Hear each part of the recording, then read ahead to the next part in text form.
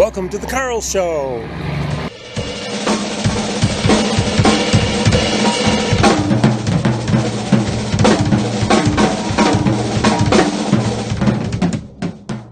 Hey, how's it going, everyone? Welcome to episode 2 of the Karl Show at karltube.com. So, I had planned on doing this whole thing in a completely different location, like home. And I'm currently in Liban, Texas. I think it's like southwest of Dallas. At my niece's house, Charlie Ray. And we had some friends here. Hey, what's up, man? Oh, look at all these critters over here. And then they're gonna scatter on me. So funny, isn't it? Baby goats, chickens. Ran across a couple chicken eggs. We got this one right here. Bunch of babies. Ah, here comes another one. Hola. Right now I'm in my sister's backyard and we have hey, Stella, come here. Stella, you gotta check her out. She's such a sweet one. Right, Stella? She just ate her ice cream and she's very happy. You just saw a clip of the little mini farm from Lipan, Texas, where my niece lives. Really cool. It's like 40-something, 5 minutes maybe or an hour southwest of Dallas. Really peaceful spot, lots of animals, really cool. So, I just thought I'd do something. As I travel, I'll do episodes from around the world, right? So, greetings from Texas, and the first thing I'd like to talk about today are drivers. People driving on the roads, on the highways. It ain't what it used to be, folks. It used to be different. I don't know if you notice it, but I sure do, and it's a little bit frustrating. In fact, sometimes it's just kind of makes me very angry. If I delivered this segment in the way that I want to, I'd probably be screaming and yelling out of frustration. But it's not worth the energy. When I was a kid, I used to ride my bicycle all the time. I mean, I went all over the place. Sometimes I'd ride like 100 miles away, see family, stay and come back, or 80 miles away. And I'd be on the roads, of course not the highways. We don't ride on highways on bicycles. But the 2-lane, pretty fast roads, yeah, they were okay. They had a nice shoulder and you could go and feel safe and cars pretty much minded you. This is back in the 1970s and into the 80s a little. And then I wasn't riding so much, so I can't really tell you what it was like in the 80s. But what I can tell you is that a few years ago, my son and I rode from Syracuse, New York to here, this house in Duncanville, Texas, 1,700 miles.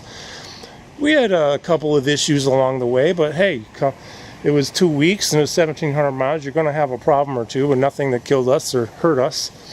Sorry for the bad lighting, but it is what it is. So, it was okay, but even since then, it's really changed. So, I don't run right now because of a hip problem, but when I was running, I kind of like when you're running, you're on the opposite, you're running towards oncoming traffic. This way you see them so you can duck out if you have to. Had to do that a few times in the past few years. But if you're riding, you're on the same side. You got to obey the same rules as traffic, which of course we should. And man, it's different. So I ride trails most of the time now. I'm not petrified to be on the roads, but it's not what it used to be. So I have some things that bug me when I'm driving. One of them happened last night. It's I think what I'll do is talk about the populations that are probably involved in making driving miserable for me. Number one, I think there's a lot of texting going on while driving, even though it's illegal most places, if not everywhere. There's a way to do it, but you still have to be really careful. I'm serious, like just hands-free at best, because the actual manual part, man, I'll tell you, I've actually done it. Yes, I have. And had a couple instances where, I'm lucky that I didn't go off the road or something. So that's done. Only voice now, if needed. And then the other thing, and I am in this population that I'm going to mention, baby boomers. We are everywhere. We are everywhere. Baby boomers are everywhere because the era of baby boomers, 1946, right after World War II ended, right? Guys came back, families started, and it just continued right through to 1964. I'm a 61. That's when I was born. And you know, it drives me crazy. So let's go. I have a little list here of some things. Now, the first one I'll mention, it happened last night. We're on a road going way southwest of Texas to my niece's house, right? And this guy, so first of all, it's a 2-lane, kind of like a country road. It's narrow, but it's 70-mile-an-hour speed limit, right? There are no cars for miles. And then, all of a sudden, this truck, like a medium-sized truck, a bunch of stuff in the back, sticking out of the top and all that. You see him pull up to the road we're on. He's going really slow. He sits there. You know he sees us, and we're the only car for miles. We're going 70, and then, boom, he pulls out. 30 miles an hour. He could have waited. You know what was worse? He turned about a quarter mile later. Ugh! Do you know what that makes me feel like? You know what I want to do? It just drives me. This happens all the time. The guy's probably my age, and I don't know. I can't say be judgmental, but it just seems like a lot of the baby boomers are retired and they got nowhere to go and all day to get there. And now I'm going to admit something, okay? I don't like driving anymore. I prefer to have somebody else drive. I do it every chance I can. Driving is I have other things to do. I want to grow my business and help people, and so I just rather not waste time driving. All right, so, but I am among the baby boomers who's not driving quite as well as I used to, all right? I'm going to admit it. And you know what? I'll have somebody drive as much as possible instead of me. First of all, because the reasons I just said, I don't want to drive. But the other one is so I don't piss people off, because I've pissed people off. So, we've got that. We got the whole passing lane issue. This drives me insane. You're on a highway. It's 2 lanes, one way, 2 the other. Kind of like the New York State Thruway, like Route 90, or, most of the 4-lane highways, interstates. And you get somebody or a group of people going like the speed limit or under, especially under. That's what really bugs me. And they're just hanging in the left lane, and they never move. They're in what we call the hammer lane. That lane was originally developed for passing only.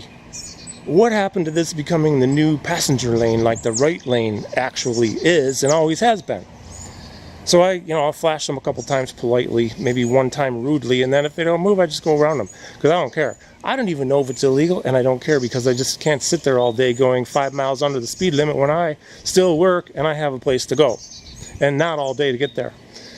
So people, please be respectful. Move over to the right lane and stop pulling out in front of us when there's nobody behind us, especially, and you made eye contact with us, and you're going to turn a freaking quarter mile later. Okay, it drives me crazy. Yeah, pulling out, whatever. Going slow. Okay, so we get into a category which is kind of interesting here. I didn't write it down, but I didn't want to forget this. So going slow, like let's say that last week I'm home, I'm driving over to see Emily, who works with me, and we had some work to do, right? So I'm going all the way from this one particular road, and then you turn, and then boom, this guy's in front of me. 45 miles an hour the whole way. He's going 35.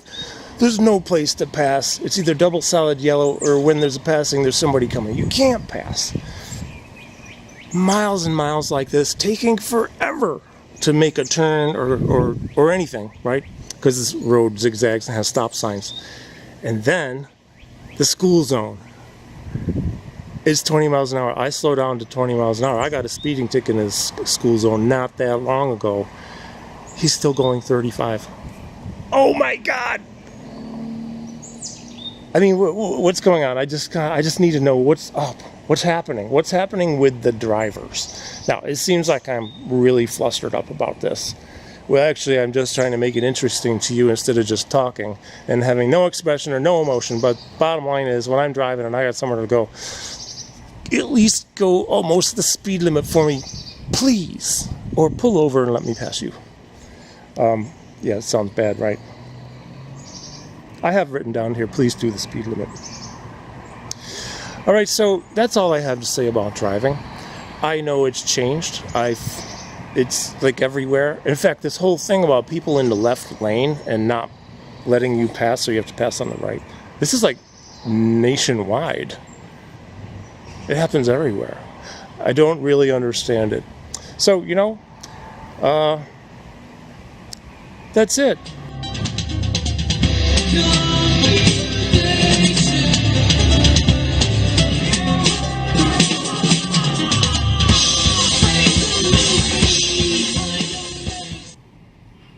Wait, that is not all. I said that's it. That's not it. We forgot the most important thing of all. Emergency vehicles. So you're driving down the road. And this happened the other day. I was on a highway, and I swear it had to be at least a mile back. I could see in my rear view. I'm looking, and I see flashers. And I'm like, okay, I got a while before I need to pull over, but I'm going to pull over when I have to. So I'm driving.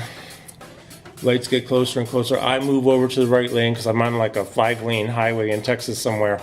And then eventually I'm way over. And now in that situation, we couldn't really pull over and stop because that would have caused like a hazardous conditions for other people driving. But you should have seen all the people who were not moving. They're not moving over. The ambulance is right there. It's honking, the big horn, the really loud one. It's really obnoxiously loud, and they're still not moving over. This drives me crazy, folks. You've got to get out of these people's way. It could be somebody a loved one who's in that ambulance who might be dying. And you're just sitting there? How can you not see the flashing lights in your rear view? You have 2 mirrors. You got one here and actually maybe a third over here, right?